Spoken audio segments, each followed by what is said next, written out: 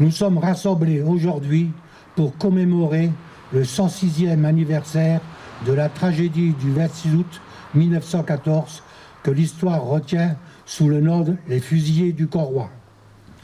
L'histoire tragique de ces malheureux nous est contée par le docteur Pierre Mangin dans son livre « À feu et à sang, brillait Longwy, août 1914 ».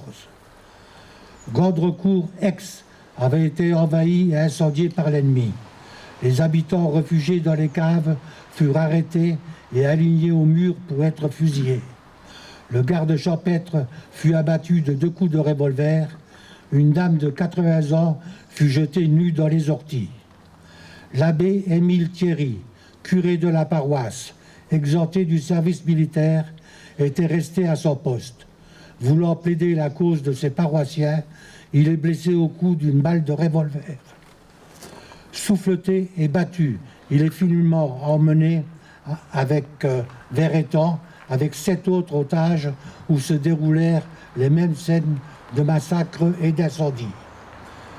Monsieur Rossillon, qui s'était réfugié dans les bois, y fut pris avec 50 soldats français et un inconnu des villages voisins.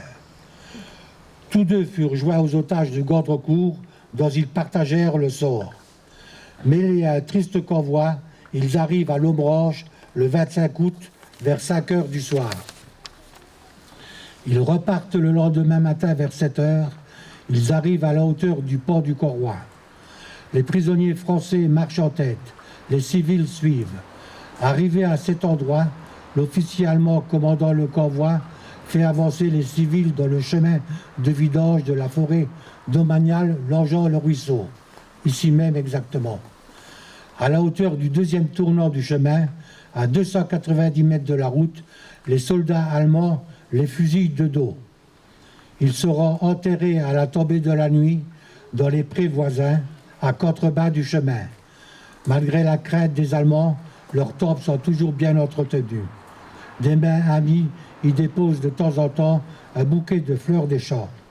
L'exhumation de ces malheureux aura lieu le 6 novembre 1919. Leurs corps seront enterrés dans le cimetière de Gondrecourt, Aix, près de l'église. À l'entrée de ce chemin de vidange, depuis le 26 août 1928, un monument témoigne de cette tragédie. Depuis cette date, le Souvenir français et la municipalité de Fontoy commémorent cette tragédie tous les ans.